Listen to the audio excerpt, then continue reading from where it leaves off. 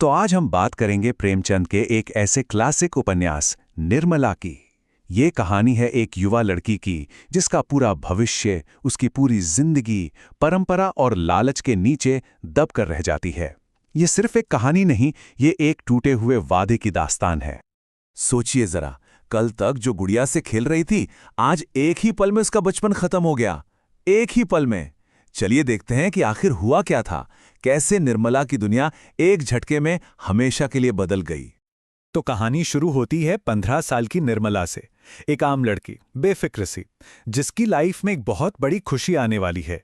उसकी शादी तय हो रही है। लेकिन बेचारी को क्या पता था कि ये खबर उसकी किस्मत को एक ऐसे मोड़ पर ले जाएगी जहां से वापसी मुमकिन नहीं। और उसके पिता वकील उदय भानुलाल, उनकी तो खुशी का कोई ठिकाना ही नहीं है। क्यों न हो, आखिर उन्होंने अपनी बेटी के लिए एक बिल्कुल परफेक्ट रिश्ता जो ढूंढ लिया है, और वो भी बिना दहेज के बोझ के। उनके लिए तो जैसे मुंह मांगी मुराद पूरी हो गई हो। लेकिन जहां सब खुश हैं, वहीं निर्मला के मन में एक अजीब सी बेचैनी है, एक अनजाना सा डर। शायद ये आने वाले तूफान का संकेत था, उससे पहले की शांति। अब शादी की तैयारियां जोर शोर से शुरू हो जाती हैं। लेकिन इन्हीं तैयारियों के बीच खर्चों को लेकर निर्मला के माँ बाप में एक बहस छिड़ जाती है। एक मामूली से बहस, लेकिन उन्हें क्या पता था कि ये छोटी सी बात उनके परिवार पर कितना बड़ा पहाड़ तोड़ने वाली है। एक मामूली घरेलू झगड़ा एक ऐसे अंजाम तक पहुंचा जिसकी किसी ने कल्पना भी नहीं की थी। एक छोटी सी बात का इतना भयानक अंजाम, पूरा परिवार अब बिना अपने मुखिया, बिना अपने रक्षक के रह गया था।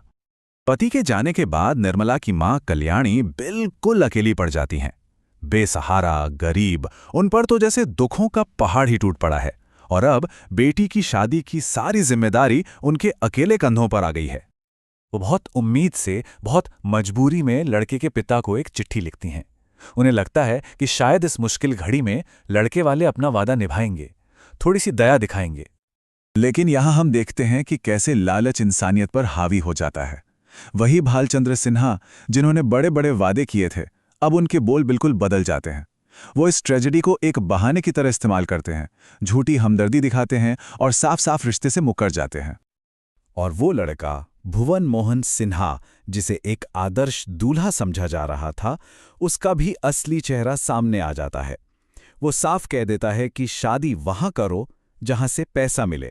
उसके लिए शादी कोई पवित्र बंधन नहीं, सिर्फ और सिर्फ एक सौदा है। तो अब इस बेइज्जती के बाद बिना दहेज के कल्याणी को मजबूरन निर्मला के लिए दूसरा वर ढूंढना पड़ता है। लेकिन उनके सामने जो ऑप्शंस आते हैं वो एक से बढ़कर एक खराब हैं। हर रिश्ते में एक दिल तोड़ने वाला समझौता है, या तो समाज में बदनामी, या फिर कर्ज में डूब जाना, या फिर अपनी ही बेटी को उसकी उम्र से दुगने से भी ज्यादा बड़े आदमी के हवाले कर देना। एक मां के लिए इससे बड़ा संकट क्या होगा? तो हालात से मजबूर होकर कल्याणी वही रास्ता चुनती हैं जो उनके बचे हुए परिवार को तो बर्बाद होने से बचा लेगा, लेकिन उनकी बेटी निर्मला की जिंदगी को एक अंधेरे कुएं में धकेल देगा। आखिरकार निर्मला की शादी हो जाती है। वो एक नए घर में कदम रखती है, लेकिन एक दुल्हन की तरह नहीं, बल्कि एक रिप्लेसमेंट और एक केयरटेकर की हैसियत से। तो अब वो एक ऐसे घर की मालकिन है जहां उसका कोई इमोशनल कनेक्ट ही नहीं है। वो अजनबियों से घिरी हुई है और सब उसे एक आउटसाइडर की नज़र से ही देखते हैं। और उम्र का इतना बड़ा फर्क ये एक ऐसी दीवार खड़ी कर देता है जिसे कोई भी तोहफा या मीठी बातें तोड़ नहीं सकती। इसके बाद शुरू होता है एक खामोश, बिना प्यार वाला जीवन। घर में आते ही निर्मला को एहसास हो जाता है कि यहां एक पावर स्ट्रगल चल रहा है। जैसा कि रुक्मिणी के इस डायलॉग से साफ है, उसे एक बाहरी आदमी माना जा रहा है जिसने आकर घर का पूरा सिस्टम बिगाड़ दिया है। तो बस यहां से शुरू होती है निर्मला की एक लंबी और दर्दनाक कहानी। अपने ही घर की चार दीवारी में कैद, जहां वो हर दिन अपने उस भविष्य का मातम मनाती है जो उससे छीन लिया गया था। प्रेमचंद की ये कहानी हमें इसी एक बड़े सवाल के साथ छोड़ जाती है, और ये हमें याद दिलाती है कि जब समाज रिश्तों को सौदेबाजी समझने लगता है, तो उसकी कीमत हमेशा निर्मला जैसी मासूम जिंदगियों को ही चुकानी पड़ती है।